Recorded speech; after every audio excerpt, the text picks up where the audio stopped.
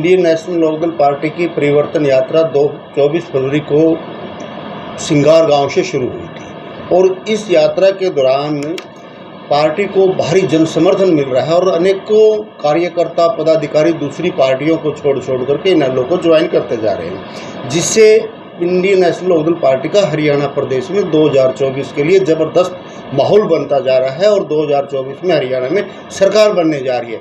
मेरा ये मानना है कि जिस प्रकार से कल यात्रा हमारी जुलाना हलके में चल रही थी और ललित खेड़ा लास्ट गांव था, वहां पर ठहराव था।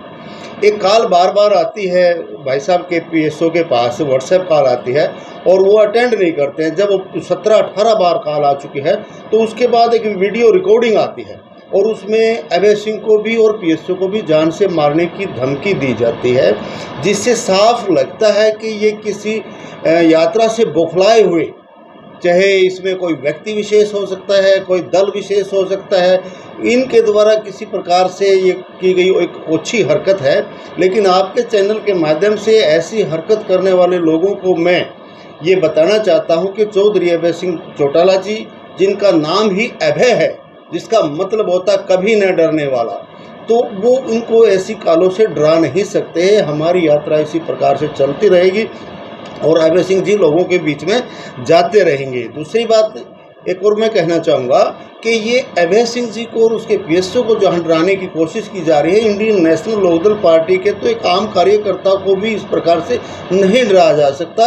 ये बड़े मजबूत दल है और इस प्रकार की अच्छी हरकतों से डरने वाले नहीं हैं। विजेंद्र जी, इससे पहले भी जैसे बिश्नोई जी को भी दी गई थी धमकी, उसके बारे में क्या कहना चाहोगे? बिल्कुल, हरियाणा प्रदेश में 7-8 नेताओं को इस प्रकार की धमकी आ चुकी है और यहाँ पर संशय ये पैदा होता है कि ये विपक्ष के नेताओं को धमकी क्यों आती है, चाहे वो कांग्रेस के विधायक थे, अब ये इनेलो के हमारे नेता को धमकी आई है और कहीं ना कहीं जो सत्ता से बाहर लोग हैं उन्हीं के नेताओं को धमकी ये इस प्रकार की आ रही है, जहाँ इसमें एक षड्यंत्र की वो आ रही है। इसके साथ साथ हरियाणा प्रदेश में कानून व्यवस्था का भी जो भंडाफोड़ होता है, यानी हरियाणा प्रदेश में कानून व्यवस्था नाम की कोई चीज़ नहीं है और इस तरह के लोग खुलेआम इस तरह की हरकतें इसलिए करते हैं क्योंकि उनको कानून का डर नहीं है, इसलिए इस तरह की हरकतें की जाती हैं। आपको लगता है कि बीजेपी की सह है इस कानून व्यवस्था को बिगाड़ने में? नहीं, देखिए, ये तो एक जांच का विषय है। इस तरह की जो धमकियां आती हैं, हम स्पष्ट तौर पर इसमें कुछ नहीं कह सकते, इसमें कानून अपना काम करेगा। हमने माननीय हमारे एसपी महोदय हैं जिनको, उनको शिकायत दे दी गई है और उन्होंने मुकदमा दर्ज कर लिया है। अब कानून इसकी जांच करेगा, जांच में जो भी आएगा वो सबके सामने आएगा। इतना जरूर है, सरकार की सह नहीं होकर के मैं इतना जरूर कहूँगा कि सरकार हरियाणा प्रदेश में कानून व्यवस्था को संभालने में नाकाम रही है। आपको ध्यान होगा कुछ दिन पहले प्राइम मिनिस्टर ऑफिस से एनएसओ की रिपोर्ट में एक खुलासा किया गया था कि आज पूरे हिंदुस्तान में हरियाणा प्रदेश सबसे असुरक्षित माना गया है। एसपीआई इंडेक्स निकाला जाता है एनएसओ ऑफिस से, वो हमारा सबसे गिरा हुआ इंडेक्स था और हरियाणा का सबसे गिरा हुआ इंडेक्स था कि भाई पूरे हिंदुस्तान में हरियाणा सबसे असुरक्षित बताया गया माननीय प्रधानमंत्री कार्यालय के डिपार्टमेंट के द्वारा। तो विजेंद्र जी, मैं आपसे पूछना चाहूँगा, जिस तरीके देखा है उनको अभय जी को मारने की धमकी मिली है, पीएसओ को भी मारने की धमकी मिली है, आने वाले समय के अंदर इस तरह की घटना ना हो तो किस तरह का कदम इनेलो पार्टी या प्रशासन के साथ मिलकर उठाएगी? देखिए, ये तो घटनाएं रुकेंगी जब इनेलो की सरकार हरियाणा प्रदेश में आएगी। इस सरकार को तो 9 साल हो गई, ये आज तक रोक नहीं पाए हैं और ये आंकड़ा बढ़ता ही जा रहा है। आज प्रदेश में प्रतिदिन लगभग 4 बलात्कार की औसत आई हुई है, 3 जो ना हत्याएं हो रही हैं और जो 2014 में जो रिकॉर्ड था हमारा, जो क्राइम रिकॉर्ड था, वो लगभग बढ़ करके आज दुगना हो चुका है। तो कैसे रोकेंगे, क्या उम्मीद कर सकते हैं हम? सीएम साहब ने दावा किया था कि जैसे हरियाणा के अंदर बहुत सारे अपराधी जितने भी हैं उनके घर तोड़ दिए जाएंगे, उनको मतलब एक तरह देखा जाए कि पकड़ कर जेलों में डाल दिया जाएंगे और अपराध मुक्त हरियाणा बन जाएंगे। तो क्या मानते हैं, कितना सत्य है उसी? बिल्कुल भी कामयाबी नहीं मिली है सरकार को। अगर किसी अपराधी को पकड़ा जाता है तो उस अपराधी को सजा दी जानी चाहिए, न कि उसके परिवार को।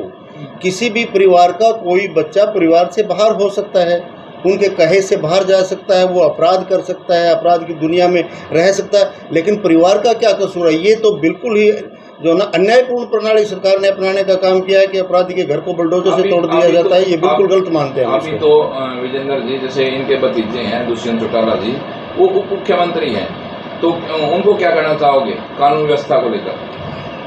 सरकार का हिस्सा है वो, और जो ये जो कानून व्यवस्था बिगड़ी हुई है इसके लिए वो भी उतने ही जिम्मेदार हैं जितने कि भारतीय जनता पार्टी है।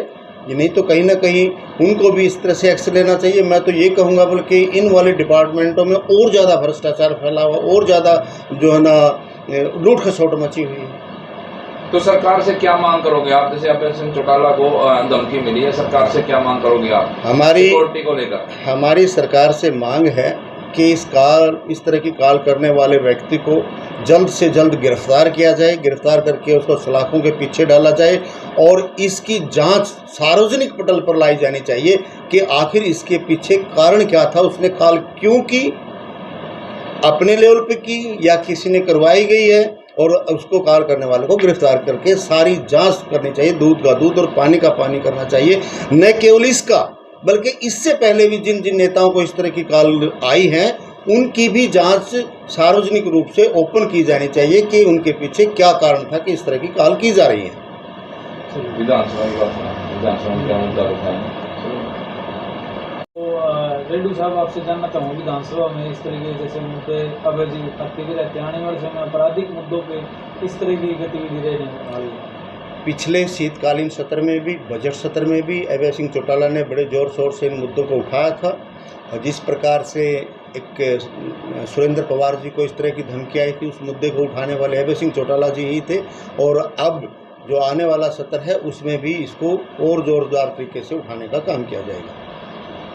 तो साथियों, आप देख रहे हैं न्यूज़ हरियाणा। हम विजेंद्र रेड्डी के पास हैं, जो राष्ट्रीय प्रवक्ता हैं हरियाणा के। तो उन्होंने बताया कि अभय सिंह चौटाला पर जो जान धमकी, सॉरी मैं बोल देता हूँ।